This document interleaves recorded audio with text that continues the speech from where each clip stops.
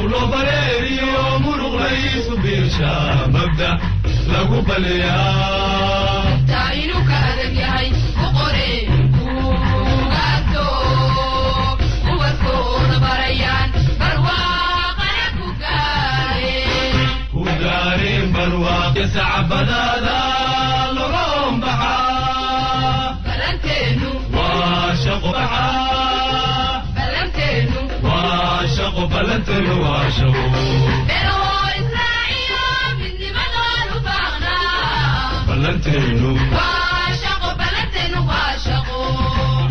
waddankeennii geeska Afrika wuxuu u baahan yahay horumar buu u baahan yahay horumarna ma helayo haddii aan la abuurin shirkada la abuurin iyo maxaan ku idhaahdaa warshado horumarku wuxuu ku yimaadaa bulshadu marka dadkiisu ay isku tashadaan meel kastoo joogaan ay warshado samaysmaan tusaale ahaan Ingiriisku waxay ka bilaabeen warshadeyntiisu bahal yaroo tan dharka lagu toli jiray buu ka bilaabay wuxuu socdaba wuxuu gaadhay birihii buu gaadhay xadiidkii buu gaadhay wuxuu socdaba horumar bay ku gaadheen marka jaranjarta la soo marayo geeska Afrika oo dhan wali way ka dhiman tahay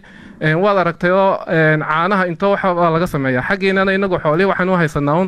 hilib iyo caano kaliya oo haysanaa faa'iido kale oo ku qabnaa ma jirto laakiin markay warshado yimaadaan hadday noqoto maxaan ku idhaahdaa arrinka daqiiqda hadday noqoto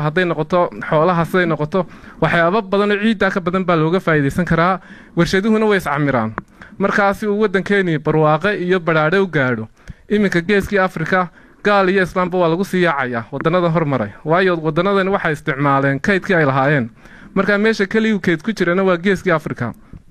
kolkaas shirarka caalamiga ka qayb gasho waxaad arkaysaa ganacsato badan oo ka fikiraya sidii ay Soomaaliya ku tagi lahaayeen fursadaha ka bannaan sidii ay fursad uga helaan laakiin maxaa hortaagan amnigii baa hortaagan marka ilaahayna waxaanu ka baryaynaa waddankeennii amnigii inuu ilaahay u siyaasadiyo dadka maalka haysta iyo dadka maskaxda hayana waxa loo baahan yahay inay isku geeyaan maalkii iyo maskaxdiyo ay warshadeyntaasi inoo bilaabaan anigu caawa waxaan ka codsanayaa inaan maskaxdiina iyo qalbigiina aan noo furtaan iyo jeebkiina oo wax nagu soo darsataan shaqadeedu waxay dhamaatay marka aan kulligiin idinka dhaadhiciyo way aan doonno border mills in waddankeena uga dhisanto hadday ka dhisanto meesha aynagu aanu deganahay ama Soomaaliya meesha doonta hadday gaadho waxaan milis ugu bixinaa inay badato hadiyo goor inaga iyo jaarkeenu daqiiqdaasi ay hadaan cinda guryaha wada maqashana habeenkii marka si saxan waa sida music oo kala guri aan qoosh tabeeyay baad maqal marka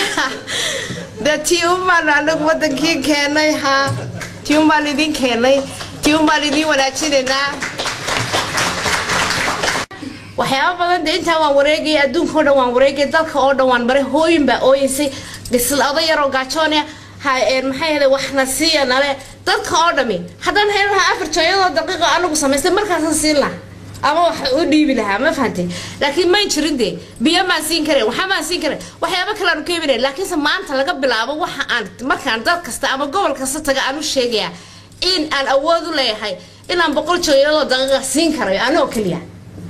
markaan maal gashado idinka oo kale markaan waxaan jeclaan lahaa caawa inaad iira dhageysataan maskaxdiina aad u soo jeestaan waxa waddankeena ka soo baxa ayaynu leenahay si aynu u fahanno mashruucan aan ka hadlaynay cuntadu wuxuu uga duwan yahay kuwa kale haddii aynu eegno adeegii ugu dambeeyay 30 sano la isticmaalayay haddaynu qoomiyadda Soomaalinahay oo xawaaladuhu badnaayeen geebigoogu 70 milyan iyo fiideera ka soo baxda ay tahay sanadkii waa Soomaaliyeed inta shirkadood ee ku takhasusta xawaalado ama remittances 70 milyan bay isku laayaan runtii oo nin walba meel u furtay oo kuwa kalena ay soo socdaan daqiiqda oo kaliya waxa lagu qiyaasaa inay 400 milyan tahay geeyga Soomaaliyeed marka waad arki kartaa suuqa dadka waxa ay isticmaalaan badankoodu inay tahay cunto maadaama 40% dadkeenu ay dad sabool yihiin ma iibsan waxyaabo lagu raaxaysto cunto ay cunaan marka haddii aad gasho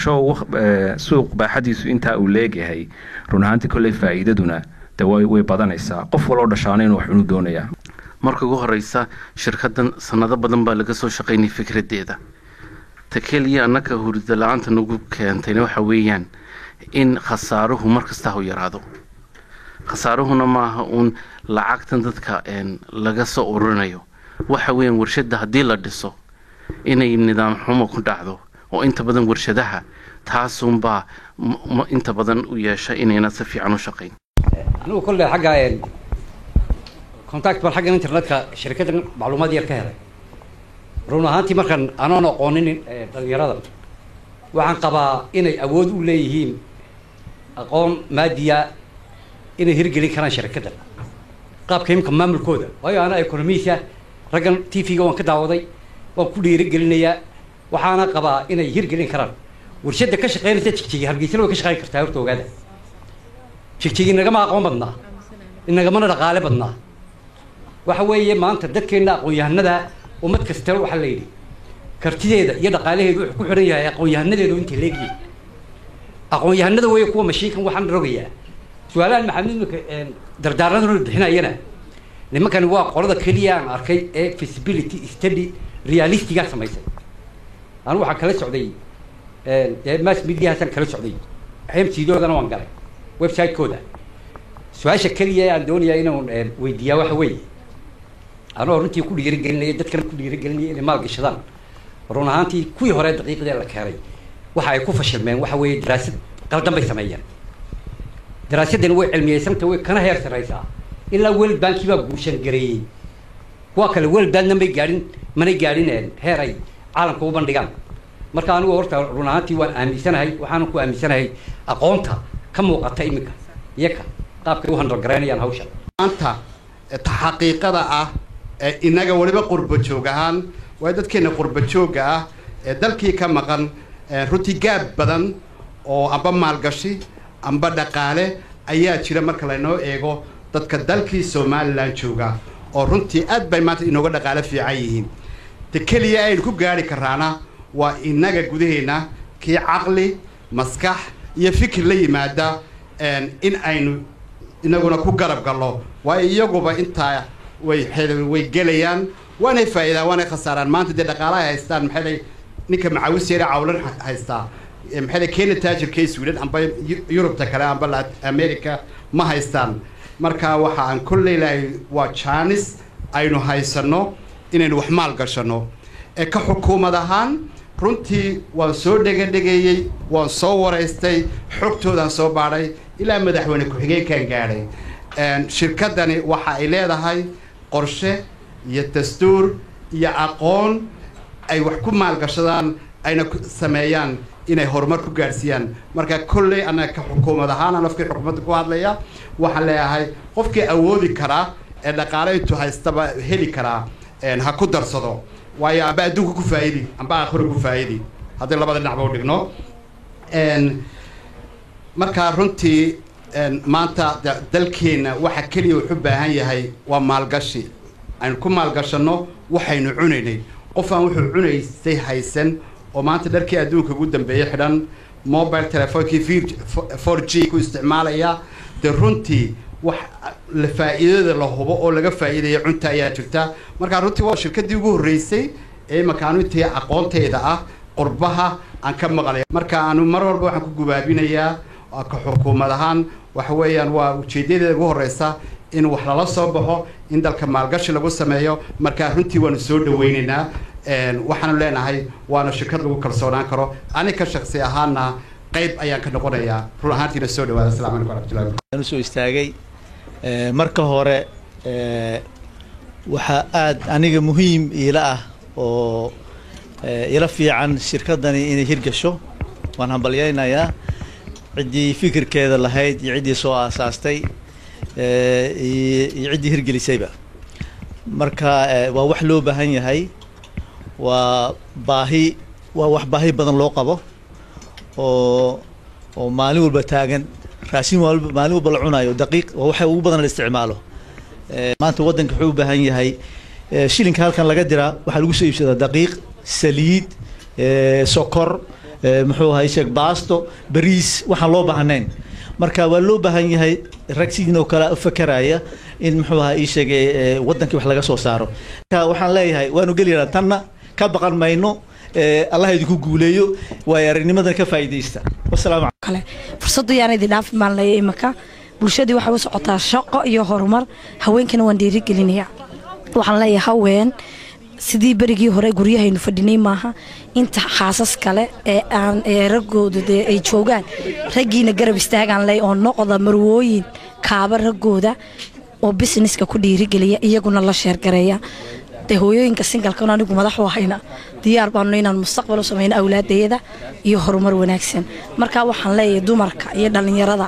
ayaan ku guubaabinayaa waayo dumarkeennu runta markaan ka hadlana waanu idiga qasnad badannay waananu idiga lacag badannay idinkun baanaanu idiga ururinaa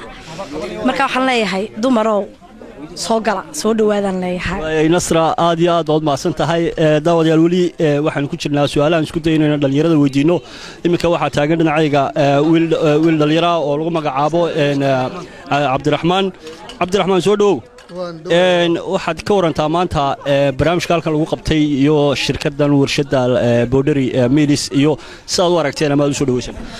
بسم الله الرحمن الرحيم مقعي هو عبد الرحمن حسين عمر دقن إنجليزكا حقنا دقن محوا سويدن runtii aad baan u soo dhaweynayaa innaka Somaliland risahan iyo Soomaalida kaleba opportunity weyn bay u tahay inaynu helno shirkad aynu maal gashano oo waliba wax soo saarka dalkeena ka shaqaysiinaysa bulshada reer miyiga ee hantida mataqaana u baahan in la geliyana ay kaga faa'iideysan karaan inay dhulkooda u helaan suuq ay u iibgeeyaan ayna kaga faa'iideystaan isla wadankii iyo wax soo saarkoodii uu ka shaqeynayo wadanka gudihiisa iyo dibadiisaba bulshada shirkadani ma aha un shirkad kaliya cidii iyadu aasaastay ama hantideeda wadatay ama fikradeeda ay wadatay gaar u ah waa shirkad waa warshad u furan bulshada reer Soomaaliyeed oo dhan meel kasta ay joogtaba una baahan inay ka faa'iideystaan maal gashadaana bulshaduna waxay u baahan tahay inay noqoto dad risk taker oo qaadan kara riskiga si ay beritoole u arkaan wixii halka u gaaray anigu waxaan aaminsanahay Cabdiraxmaan wixii aad gashato xaq Ilaahay de waa arin gaar ah laakiin waxa maanta miiska ay soo saareen iyo say uga hadleen nimanka hawshan wada maamulkahay waxaan ku qanacsanahay aanan islaahay waa wax muddo shaqeyn kara horumar badanna laga gaari karo bulshadana waxaan kula dardaarmayaa inay u adkaystaan sabir badanna la yimaadaan si looga midho dhaliyo horumarka warshadan iyo mataqaanaa wax soo saarka dalka iyo dadka aad baad u mahadsantihiin Home Cable TV iyo bulshada ka soo qayb gashay oo nimaad cilmiga salaam aad baad walaal maastan daawadayaal waxa aynu isku daynaa inaynu u yeedhno dhalinyaro kale oo iyaguna su'aalaha ka jawaabaya si ay u arkeen soo dhawow waa la badan yahay kaalay kelmado yaroo kooban iyo maanta saad u aragteen warshada halkan maanta arrinteeda lagu wada bismillaahi raxmaani raxiim barkad waan ku salaamayaa adiga iyo meediyahaaga waxaan u arkaa runtii wax farxad leh inay tahay rag muwaadiniina ay yihiin dhallinyaradu kulligoodba oo ay runtii waxii aynu u baahnayn maanta oo aynan waxaynu cuni lahayn barorta calaaqala la soo baxno inay nagu dhiiri gelinayaan oo aanay lahayn annagaa samaysanayna leeyihiin ummadda dhan baanu u soo bandhigaynaa marka inaynu u ducayno weeyaan waxyaalahan kale su'aalaha la weydiinaya qaar aad moodana yara adagiinna wuxuunbaa loo sii goojinayaa boolalka ay warshaddu ku taagan tahay iyaguna markaa waa inay kala baxaan oo ay u noqoto waxay ka sii arta tabansadaan ay ka sii marka waxaan leeyahay ilaahay idinla qabto kulligeenbana weynaynu iswada garab taagno cid waliba waxbay ku soo kordhin kartaa intaasan kolle ka odhan lahaa aad baad u mahadsan tahay daawadayaal oo mahadsantahay adiga waan ku fasaxayaa daawadayaal weli waxaynu wadnaa su'aalihii dadka aan weydiinay iyadoo runtii shirkadan ama warshadan Boundary Mills caawa halkan Stockholm kula kulantay dadweynaha magaaladan ku dhaqan iyo waliba waddanka Sweden la weydiiyay su'aalo aad u muhiim ah oo dhinac walba taabanaya oo ku saabsan su'aalaha sharciga su'aalaha qaabka warshada loo sameeyo dadka maal gashanaya su'aalo badan oo warwar ka qabeen oo ay weydiiyeen oo runtii mas'uuliyiinta iyaga laftigoodana ay si fiican ay uga jawaabeen waayahay daawadayaal weli waxa aanu bartanka kaga jirnaa su'aalihii ka koobnaa ee aanu ka wareysanaynay dadka ka soo qayb galay caawa xafladan waxa imika dhinaciga taagan Ifraax Xaaji October oo iyaduna aan weydiinayno sida ay u aragto iyo sida ay u soo dhaweeyeen shirkadda Boundary Mills barkado walaal waad mahadsan tahay waana wada salaamayaa horta barkado waxa mucjiso igu noqotay oon aad ula yaabay inay shirkaddu hablo hogaaminayaan oo hablo wadaanba aniguna inta badan waxaan ololeeyaa inay habluhu hore u socdaan horta shirkadda waxaan ugu hambalyeeynaya inay hormuud ka yihiin hablo aad baan u soo dhaweynayaa waayo dee hablo waan isla ognahay maanta kaalintay Soomaali kaga wada jiraan shirkaddu waan aad baan u soo dhaweynayaa waxaan ku soo dhaweynayaa horta magaca cajiibka ah ee loo helay oo Boundary iyo roodhidii la isku keenay waxaan u maleynayaa jacaylo badan ba halkaan ka u mid doona haddii aan la yiraahdo oo insha Allah wax soo saarku wuu fiican yahay waan ku hambalyeynayaa waxaan leeyahay hala galo sheerka inamadana waxaan leeyahay weliba ha ku dhiiradaan yaan hooyooyinka oo kaliya lagu daynin oo la odhan hablaha ku jira ta kale waxaan qolada shirkadda aan ku yara boorinayaa meelo ku fiican baa jira waxay yidhaahdeen hargeysaan door bidaynaa oo hargeysaanu ka dhiganaynaa maxay ahayd tolay in laga dhigo shirkadda waxaa jirta meelo kaga sii fiican sidii horeba loo sheegay oo la ahayd maxay tolay gobollada bariga oo sanaag oo kale oo lagana soo saari karo wax soo saarkuna uu leeyahay waxaa jirta gobollo badan oo reer Somaliland oo wax soo saarkoodu uu ku jiro gobollada kale hargeysana la keeno iminka maciishada Somaliland oo dhan بربري كسو دكتا هادنا وجهالا لغيا marka waxaan leeyahay shirkadda mar walba ku xidhina halkaas dadku u badan yihiin waxaad ku xidhaan maxay tole gobolladii kale aan hore u marin idinku dadka soo kicinaya inaad gobolladii aan u baahan horumarinta in la geeyo sidoo maxay ahayd tole dalkuna hore u soo kaco oo ayna noqonin wax yar kooban in meel uu la iskugu yimaado horta taasna shirkadda ku baraarujinaya hadii alla yiraahdo aad waan u soo dhaweynaya waana u hambalyeynaya sida quruxda badan leh ay madaxda uga dhigteen hormuudka hablaha mar walbana waxaan jeclahay in mar walba hablaha la hormariyo waayo waa wax soo saarkii de warshad baaban u hayn anagu mar walba wax soo saarta de warshadu un bal hore u sii wadana barkhadow aadna waa idin salaamaya martidana aad baan u soo dhaweynaya waxa la soo dhawaada Stockholm ku soo dhawaada waana idin ducaynaynaa insha Allah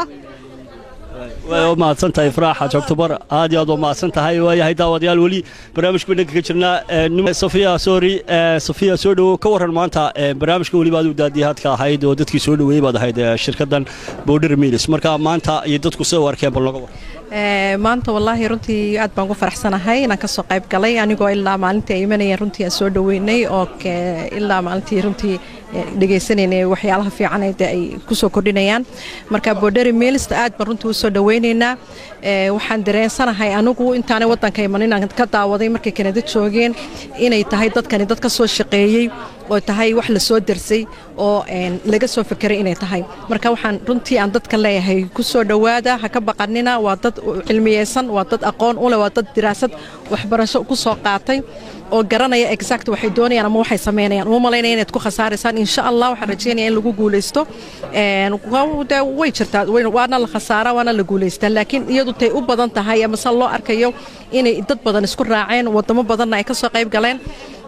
aanay aamineen runtii waayo wadamada faraha badan leh oo ajnabiya deemay aamineen fikradoodan xataa dalbadeen qaarkood inay dee soo caawiyaan ama dee ay maaragtay wax ku soo darsadaan marka annagu haddaanaynu is aaminin dee yaa kalena aaminaya marka waa inaynu is aaminaa ka soo qayb galaban leenahay anu number 1 ba kulay ka ahay marka waxaan rajaynayaa dadkeenu inay ka soo qayb galaan ay ka fikiraan baamishtar badan oo Soomaaliya banu leenahay oo rag iyo dumar bale marka waxaan leeyahay runtii si ay dee gacmoodo jirba wax ku gooyaan de inay ka soo qayb galaan iyaguna ay walaalahood wax la qaybsadaan soo arkaan si wadankeeni uu noqdo wadan wax anu waxaan ahay qurba joogii hore waxaan joogi jiray magaalada Hadubay 22 sano Hadubay joogay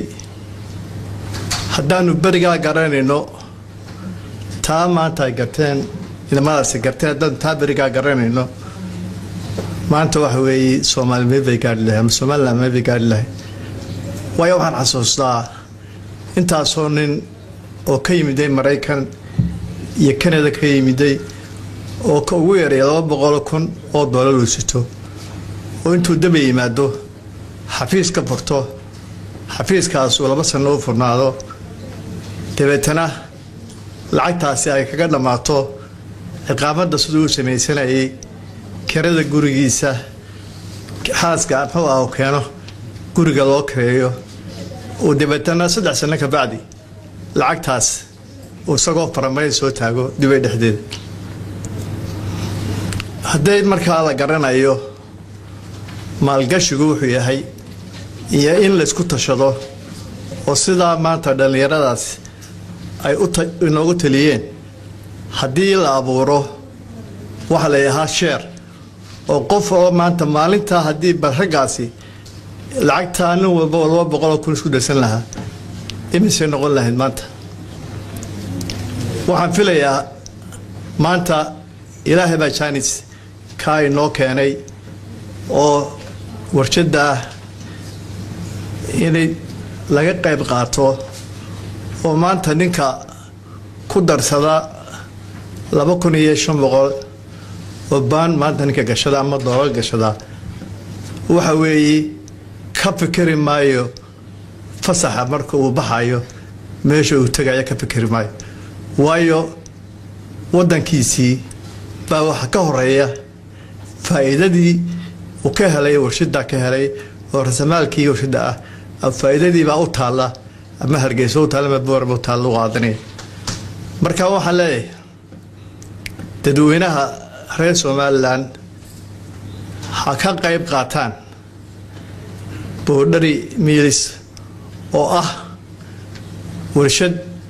fursad ilaahay na siiyay maanta oo leeyahay mar dambe la soo mareysay halaga nin wala oo ka qayb qaato haddaynu nahay muxuu ahaa khaasan dadkeena Soomaalida ama Somalilandba waxa jooga meel walba nin aanu bixiyay shaati madow aanu bixiyay oo wax Allah wixii wanaaga iyo wixii horumar iyo wixii bilaadan wax u tarayay isagoo ka soo horjeeda kaana waxa leeyahay ilaahay ha ka indhasaabo Boundary Mills shaati madow inta aan raacsanayaa oo ragga ku soo gabagabeynaya dardaaranka ugu dambeeyay waxaan leeyahay Boundary Mills haynu taageerno haynu taagno haynu iska dayno aaminaan la'aanta waxa weeye waxa maanta in kharibi hadaynu nahay dadkeena Soomaaliyeed isma aamino ismayna buuxino sababta weyn waa taa waxaan leeyahay haynu isna buuxino sida wanaagsan ee shirkadda Boundary Mill uga soo qayb gasheen waan idinku mahadnaqaya waxa arinku ahaa بعدما سلطانكي قرب joogta oo qurbaha laga istaaray shirkadda ninkii ugu horeeyay intaydaan hadlin horta shirka furay inaan noqdo taasi way idin dhaaftay marka damana aan idin khatimo oo shirka idin xidho waxa dhacay qadar ma haleela baa leeydi waxaan leeyahay de waa aragtaan nin baa dhibaalay ninkii reerkeena wax kala hadho qoodhaay xiradaaba jabtay warshad Soomaali laga istaarayo oo wadankeena leenooga dhisayo oo wixii aynu cunaynay inoo soo saaraysa oo shilima jeebkeena ku jiro oo aynu hadii wax walba ku helayno de waxa ila tahay waa ninkii reerkeena wax kala hadho qoodhaay xiradaaba jabtay waxaynu investment bini'aadamku wuu is-aaminaa wuu isku kalsoonaadaa waxbuu wada yeeshaa sidaasay meel ku gaadhaan inaynu wax isku darsanno oo is-aamino ayaa waajiba inagoo Soomaaliya oo muslina oo iimaan leh oo diin leh oo dhaqan leh haddii aad walaalka aamini weydo dee ninka gaal aaminkiisu waxba ku tarmaya idaan isku diin ahayn isku dhaqan ahayn isku af ahayn waxaan leeyahay shirkadda Boundary Mill waa in laga qayb qaato oo anigaygana insha Allah waan ka qayb galayo haddii la haydmo caawana ay igu horeyso waayo waxa ii soo sheegay aniga Cali Meegaag Samataro inankayga Rashiid Cali Meegaag ayaa ii soo sheegay ilaa la wada shirka ka soo qayb gal sidaasaan ku imi warka horeeyay maan hayn maantana waxaan leeyahay aad iyo aad baa u mahadsantihiin hadda madaxda shirkadda tihiin hadda dadka ka soo qayb galay tihiin hadda gabdhaha halka ku haya tihiin hadii beedin kale waraaqaha dadka u qaybinaya aad iyo aad baan idinku mahadnaqayaa waan soo dhaweynayaa anigoo suldaankii qurbaha waxaan leeyahay Boundary Mill والسلام عليكم ورحمة الله وبركاته ما شاء الله هذه أطلع صنطهي waxaanu ka cudur daaranaynaa kulli dee suldaankeenu wuxuu yidhi maxaa laygu furwaylak Boundary Mills intaan ka dhaafin wax kale oo xusuustay magacan Boundary ku celcelinayno soo wada garanaysaan ya wala wada garanaya Boundary who is was ka dhaafay markaa dadka waxa cayn bacay looga dhigay waxay saacibiyaan Soomaalida caado xumay ugu macaydana buha kan ba waa shaqeey Boundary Mills ama warshadaasi marka la dhiso waxay noo safgarowaya muxuu ahaa xarka Soomaa aniguna caawa marxaati ka ahaada laba business oo Boundary hoos iman doona cidina muxuu ahaa ilama yeelan karto Boundary bakeries ana iskale okay boodhari buushina ana iskale labadaba waan iibsaday waxaa kaloo iibsaday 40 shares ah anoon caawa cidna kala tashan anigi carruurtaydii because anigoo economist ah dalkiina soo arkay opportunitieskana aan arkayo waxaan odhan lahaa hadhowtayd odhantahay ma dhex joogintana this is your chance caawaye idin dhaafin inaad ka faa'iidaystaan fursaddaas oo ka qayb gashaan maalgelintaasi wadaana waa waxyaabaha dalkeena aadka looga isticmaalo haddaad daqiiqda eegto gurigaana habeenkii gabadhu qowshka garaacin aan dhag laga siinayn dee guriga Soomaali maaha marka qowshkana aad baynu u jecelahay waxaan arkayaa waa biyihii oo kale anigu guul iyo rajun baa iga muuqato halkaa uu caynaabiidhi uu ka soo shaqeeyey gobollada galbeedka iyo barigaba waan ka soo shaqeeyey waa runtii 2014-15 strategic planki gobolka Gabiley markaan barasabka ah way noogu jirtaa anagu waxaanu gobolka wuxuu leeyahay 15,000 oo kilomitir oo ku fiican beeraha waa kan odayga waayaragiina I think xaajiga watii 1964kii ruushka waa kii ka sameeyey qamadiga oo ka soo saaray weliba qamadi qeyr caadi oo laga filayn oo iyadoo weliba project maaragtay pilot project uu ahaa oo tijaaba marka dhulkiina waynu leenahay nasiib wanaagna dhulka imika aan leeyahay 15 kilomitir inta badan dawladda gacanta ku hayso iskale maaha dhul dad leeyahay maaha marka maadaama mashruuc horumar uu yahay waxaan rajeynaynaa dhulkaas inaan shaki badan inay helayaan inaan ka qabin dawladda maanta joogtana waxaan arkayaa madaxweyne Muuse imika inuu dhiirigelin siiyay dhinaca beeraha waatan boo jecel imika ay wasaaradda beeruhu ka soo saartay mashruuca lacagtaan asas gareynay ku baxaysan wax yar weey in laga soo saaro waxaan ugu talagalay anaga marka strategic plan gobolka aanu asaasayna sameeynay in iskuulada qaybaha jaamacadaha qaybaha beeraha agriculturalka facultieskaasi inay ku tababartaan dabeedna sanad walbana wax soo saarnay sameeyaan iyagana halka lagu tababaro marka maanta aqoontiina waynu haynaa iskuuladii dalkeen jaamacadii dalkeen lagu bartaa dhulkiina waynu leenahay kulli baan mid un baan ku go'aamin la hadalka 2 minute baa leeyahay yaynan shakiin aynu horta gacad furno waa la guulaysan doonaa wassalaamu calaykum waraxmatullahi wabarakatuh aad iyo aad buu mahadsan yahay gudoomiye anigana caawa taladani waxay ugu dhalisay inaan magaalo Dhoqoshileeya beero midhan ka sameeyo geel iyo lool ahayd aad iyo aad baa mahadsan tihiin waxaan jecelahay inta aanan su'aalaha siinin inay raalli iga noqdaan taymka ayaa wuxuu noqday cidhiidhi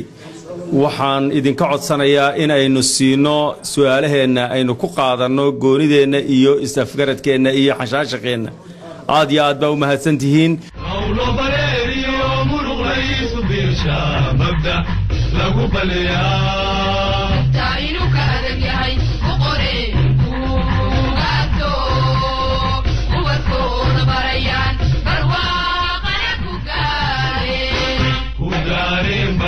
يسعب بنانا